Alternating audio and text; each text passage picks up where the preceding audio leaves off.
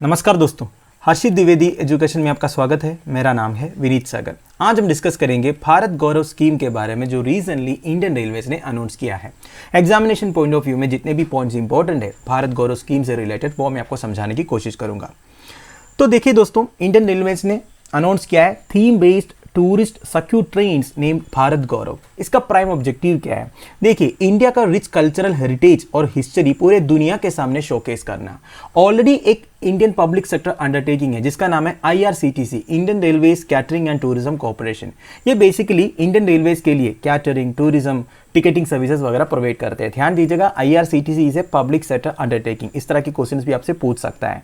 ठीक है, तो IRCTC ऑलरेडी इस तरह का कई ट्रेन सर्क्यूट चला रहा है। जैसे रामायण ट्रेन सर्क्यूट है, ये क्या है? 17 दिन के अंदर पैसेंजर्स को लॉर्ड श्री राम से रिलेटेड जितने भी इंपॉर्टेंट प्लेसेस है जैसे अयोध्या, चित्रकूट, सीतामढ़ी, ये सब एरिया दर्शन करवाते हैं। ठीक है, और एक ट्रेन सर्क्यूट है जिसका नाम है गुरु कृपा। गुरु कृपा मतलब क्या है? जितने भी गुरुद्वारा से हमारे देश में, इसके बीच में कनेक्टिविटी बनाने के लिए IRCTC द्वारा इस तरह की ट्रेन सर्क्यूट्स ऑलरेडी चला रहा है। तो अब इंडियन रेलवेज खुद अनाउंस किया है भारत गौरव ट्रेन स्कीम। अब ये क्या है हम डिस्कस करेंगे।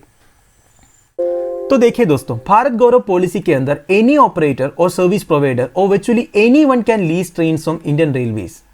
तो बात यह है दोस्तों, इंडियन रेलवेज के पास ऑलरेडी बनाया हुआ कोचेस है। आपको पता है कि integral coach factory Indian railways के लिए कोचेस बना के देते हैं। आप मुझे कमेंट बॉक्स में बताइए कि इंटीग्रल कोच फैक्ट्री कहां पे लोकेटेड है। तो इन ट्रेन्स को आप चाहे तो लीज में ले सकते हैं इंडियन रेलवे से। कोई भी जिनके पास पैसे इन्वेस्ट करने के लिए वो एक स्पेशल टूरिज्म पैकेज क्रिएट कर सकता है। बेसिकली इंडियन रेलवे से आपको पैसे देके ट्रेन को लीज में लेना पड़ेगा और आप खुद डिसाइड कर सकते हो ये ट्रेन कहां से कहां तक चलाना है, ट्रेन के स्टॉप्स कितना होना चाहिए और मोस्ट इंपॉर्टेंटली कितने तारीफ होनी चाहिए, ये भी आप डिसाइड कर सकते हो।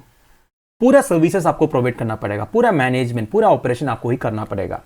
बस आप ट्रेन लीज में ले रहे हो इंडियन रेलवे से। समझ गए?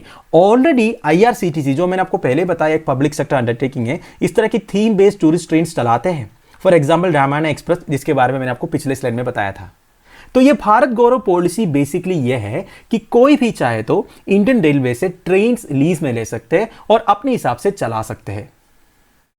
और ये जो लीज का टेन्यूर मिनिमम 2 साल का होना चाहिए and maximum the codal life of coach. अब ये कॉर्डल लाइफ ऑफ कोच मतलब क्या होता है? बेसिकली कोच का लाइफ आप बोल सकते हो दोस्तों। ये नॉर्मली इंटीग्रल कोच फैक्ट्री जितने कोचेस बनाते हैं उसका कॉर्डल लाइफ जो है 25 साल से 35 साल तक होता है। वो कोच के ऊपर डिपेंडेड है किस तरह का कोच है।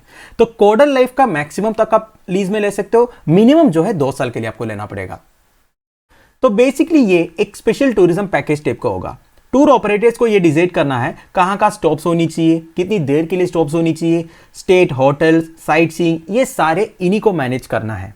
एंड इनको ये भी मैनेज करना पड़ेगा कि पैसेंजर्स की वेलफेयर, बेसिकली उनकी जो लोकल ट्रांसपोर्ट है, मतलब कहीं भी रुक गया तो उधर से साइट सीइंग के लिए ट्रांसपोर्ट अरेंज करना, इनकी स्टे के लिए होटल्स अरेंज करना, फूड के लिए रेस्टोरेंट्स अरेंज करना। बेसिकली एक स्पेशल टूरिज्म पैकेज है, उसमें सब कुछ कवर्ड होनी चाहिए। And each train will have between 14 and 20 coaches. This is also important. 14 से लेके 20 कोचेस तक हो सकता है, जिसमें 2 गार्ड कोचेस होगा। And the operator has to however take care of end to end comprehensive service like hotel stay, local arrangements etcetera. तो आप समझ गए ना, एक स्पेशल टूरिज्म पैकेज टाइप का होगा जिसमें पैसेंजर को सारी चीज प्रोवाइड करना है। तो दोस्तों, who can avail the benefit? ये मैंने आपको पहले ही बता दिया, virtually anyone can avail the benefits. Indian railways ने ऑलरेडी अपना 3033 conventional integral coach factory design coaches earmark करके रखा हुआ है ये पर्टिकुलर पॉलिसी के लिए। एनीवन जब मैं बोला, इसका मतलब है from societies, trust, consortia and even state governments can also apply. देखिए, स्टेट गवर्नमेंट्स भी अप्लाई कर सकते हैं और ट्रेन्स को लीज में ले सकते हैं और अपने हिसाब से चला सकते हैं। अब देखिए, if the operator finds it feasible, अगर जो लीज में ले रहा है वो अगर अफोर्ड कर सकता तो पूरे ट्रेन्स को खरीद भी सकते हैं और अपने हिसाब से चला भी सकते हैं। अब इंडियन रेलवेज इसमें क्या कंट्रीब्यूशन देगा? देखिए, Indian Railways will only physically run the trains, maintain them and charge a fee. आप देखिए, ये रेलवेज में ये लोको पायलट जो है वो तो ट्रेंड है रेलवेज की तरफ से। आप जो लोको पायलट से वही चलाएगा ट्रेन को, आप पूरा रूट डिसाइड कर सकता है, स्टॉप्स कहाँ कहाँ होनी चाहिए ये डिसाइड कर सकता है। एंड ट्रेन की जो बेसिक मेंटेनेंस है और चलाने वाली जो रिस्पॉन्सिबिलिटी है वो इंडियन रेलवेज प्रोवाइड करेगा, पर Indian Railways will charge U A fee, right? तो दोस्तों, दैट्स इट। आई होप आपको भारत गौरव स्कीम के बारे में बेसिक डिटेल्स समझ में आया होगा। अब हम ये चेक करेंगे what is the significance of this policy.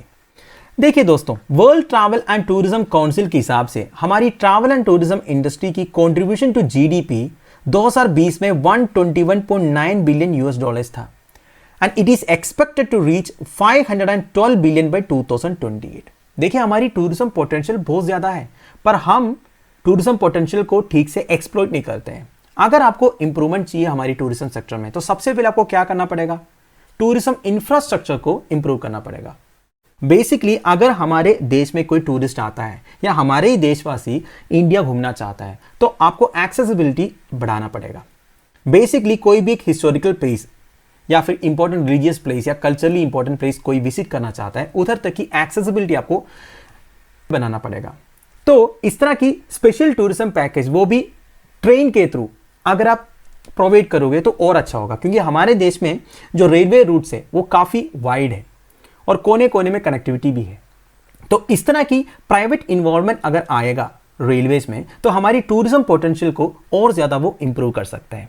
वैसे देखिए, in India industries direct contribution to GDP is expected to record, हमारी जो टूरिज्म सेक्टर का कंट्रीब्यूशन है जीडीपी में, it is expected to record an annual growth rate of 10.35%। 2019 से 2028 तक 10.35% का एनुअल ग्रोथ रेट हम एक्सपेक्ट कर रहे हैं। तो इस तरह की पॉलिसीज हमें लेके आना ही पड़ेगा। वैसे travel and tourism competitiveness report 2019 में इंडिया का रैंक 34 था 140 कंट्रीज में, showing India's efforts to improve in the field. देखिए, 140 में से 34th रैंक बुरा नहीं है, और भी हम इंप्रूव कर सकते हैं। तो ऑलरेडी इंडिया एफर्ट्स दे रहा है इस फील्ड में इंप्रूवमेंट के लिए। तो इस तरह की पॉलिसीज वगैरह आने से हमारी टूरिज्म पोटेंशियल को हम और एक्सप्लोर कर सकता है। तो दोस्तों, that's end of it. Lecture की पीडीएफ एज यूजुअल आपको टेलीग्राम चैनल में मिल जाएगा, जिसका लिंक नीचे प्रोवाइडेड है। आप मुझे कमेंट बॉक्स में प्लीज़ बता दीजिएगा वीडियो आपको कैसे लगा। Thank you for watching. Bye bye, have a nice day.